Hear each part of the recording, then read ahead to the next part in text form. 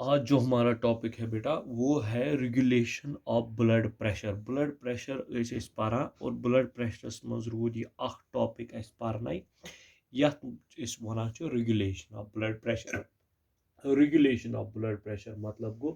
कि बेटा सानी बॉडी मज कुस मैकेनिज्म सह युस बॉडी मज मेंटेन थवान ब्लड प्रेशर। यह परो आज दपान बेटा सानी बॉडी मज युस ब्लड प्रेशर रेगुलेट करान दपान blood pressure in our body is regulated by कुछ रेगुलेट करा it is regulated by a center that is called a vasomotor center। दपान बेटा अख सेंटर यथ नाव वन वैसोमोटर सेंटर। यह सेंटर क्या काम करा बेटा यह सेंटर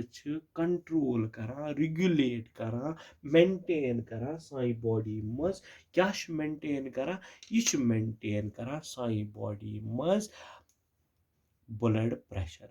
दपान यह आसान कत दपान युस यह वैसोमोटर सेंटर यह वैसोमोटर सेंटर हसा प्रेजेंट आसान इन ब्रेन कत प्रेजेंट आसान ब्रेनस मज। और तह पता बेटा कि ब्रेनस त्रे हिस्स fore brain mid brain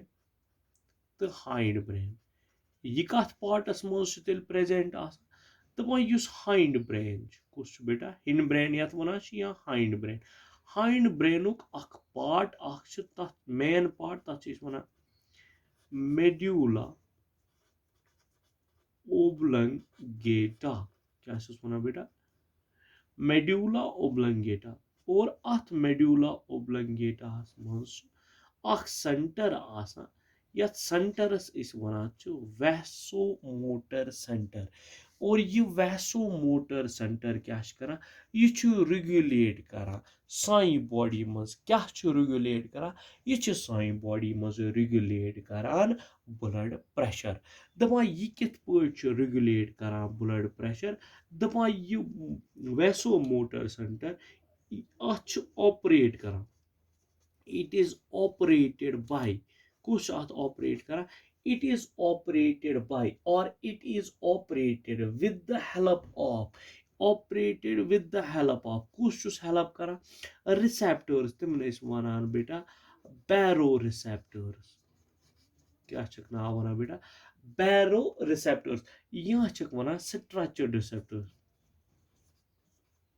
stretch receptors वन या वन बैरो रिसेप्टर्स। गो मैं वैसोमोटर सेंटर ऑपरेट करा ऑपरेट मतलब गो काम करा कथ बेसिस पे काम करा on the basis of baro receptors या स्ट्रेच रिसेप्टर्स। और अम रिसेप्टर्स कत प्रेजेंट आसान दपान बेटा अम प्रेजेंट साई बॉडी मज दोन जायन कत प्रेजेंट अम सिंपली वन they are present in the heart और इन द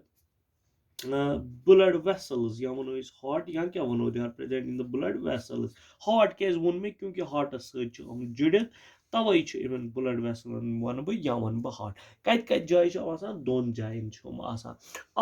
आसान in the carotid artery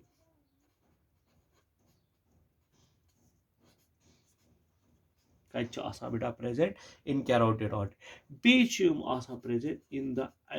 aortic artery या यथ एओर्टा वन इन दोन जायन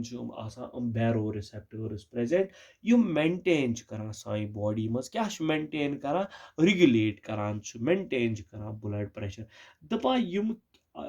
रिसेप्टर्स अमिन ब्या नाव one chemo receptors one baro receptors one chemo. बैरो रिसेप्टर्स यम प्रेजेंट कैरोटिड आर्टरी निश इमन वन कैरोटिड बॉडीज क्या बेटा नाव कैरोटिड बॉडीज। और यम आसान present in the aortic artery और इन एओर्टा तथ वन एओर्टिक बॉडीज। गो बेटा यम बॉडीज यम कीमो रिसेप्टर्स बैरो रिसेप्टर्स अमे हेल्प करान इन operating the vasomotor center बेटा ईचा हना आया समझ वो कि कित पट किम तरीक सम रेगुलेट करान ब्लड प्रेशर दपान हम हेकन दयो प्रोसेसो सत रेगुलेट कर ब्लड प्रेशर अख हम चेंज करान change heart rate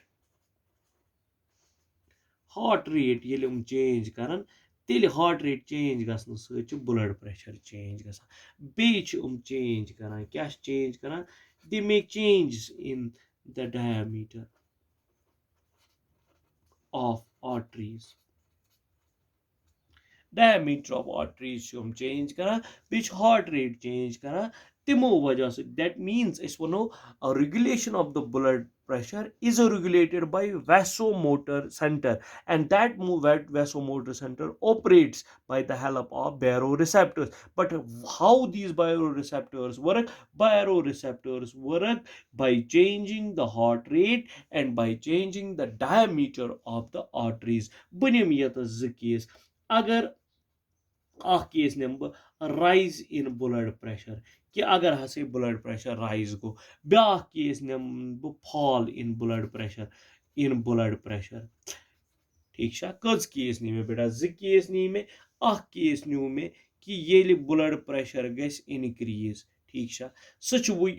blood pressure increase गो यह अन पे नॉर्मल पोजिशन पे यह कित पे अन सुई बॉडी नॉर्मल पोजिशन पे सह वुन दोम वोन मे कि अगर ब्लड प्रेशर फॉल गो यह राइज कर मेंटेन कर यह कित पे कर सून यह वैसोमोटर सेंटर यह हेचना बह तुह दपान अगर राइज गस ब्लड प्रेशर गोडनेथ गस राइज इन ब्लड प्रेशर ये गो यह वापस अन पे नॉर्मल पोजिशन पे अत क्या गस दपा हार्ट रेट इस वैसो मोटर सेंटर यह क्या कर हार्ट रेट सुई दपा यह हार्ट रेट सुई क्या गस दपा यह कर डिक्रीज क्या कर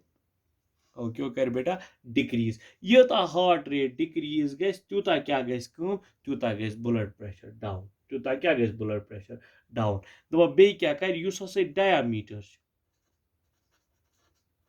किमुक बेटा डायमीटर ऑफ आर्टरीज युस दपा ये डायमीटर ऑफ आर्टरीज हसे गस इनक्रीज क्यों गस बेटा इनक्रीज यूता यूता डायमीटर ऑफ आर्टरीज गस इनक्रीज ब्लड फ्लो युस सह गस डिक्रीज तथी वन ब्लड प्रेशर गस कम गो अगर बॉडी मज ब्लड प्रेशर राइज गो यह ब्लड प्रेशर वो मेंटेन कर अत मेंटेन करने खतर क्या गस हार्ट रेट युस सोन वैसोमोटर सेंटर यह क्या कर हार्ट रेट ये डिक्रीज गई तम अलाव क्या कर डायमीटर ऑफ द आर्टरीज कर इनक्रीज तम सत ब्लड प्रेशर मेंटेन वो दुम यह आव तुम समझ दुम पॉइंट कि अगर फॉल गस ब्लड प्रेशर गस डिक्रीज वो यह नॉर्मल पोजिशन पे बे नॉर्मल पोजिशन कित पे गस दपा वासे गस इस पे क्या गस ये गई हार्ट रेट डिक्रीज विकनस गस हार्ट रेट गस इनक्रीज हार्ट रेट क्या गस इनक्रीज दुम पॉइंट क्या गस ओतान गया डायमीटर ऑफ आर्टरीज क्या गया इनक्रीज ये गस डिक्रीज डायमीटर गस डिक्रीज अगर ये डायमीटर डिक्रीज गस हार्ट रेट गस इनक्रीज तम क्या गस ब्लड प्रेशर गस राइज ये पे नॉर्मल पोजिशन पे यमो दो केसों सत समझ कि इस कित पे रेगुलेट करान ब्लड प्रेशर और इमो वजहों सत ब्लड प्रेशर रेगुलेट गसान सानी बॉडी मज और सही बॉडी मेंटेन कर ब्लड प्रेशर सिंपली वनो कि सेंटर आसान बॉडी मज ब्रेनस मज तथ सेंटरस वन वैसोमोटर सेंटर सो वैसोमोटर सेंटर सानी बॉडी हूं क्या करा बॉडी हुंद ब्लड प्रेशर क्या करा maintain this is all about blood pressure यम तुम टॉपिक्स पढ़ो ब्लड प्रेशरस मुतलिक यह सोरी कंप्लीट ब्लड प्रेशर क्या गो ब्लड प्रेशर कित पे मेजर करा ब्लड प्रेशर कित पे इफेक्ट कुस कुस पोर्शन करा और ब्लड प्रेशर यह कित पे रेगुलेट गसान this is all about blood pressure and these were the important topics in body fluid and circulation. We will continue with body fluid and circulation in next topics. Till then, goodbye. Have a nice day.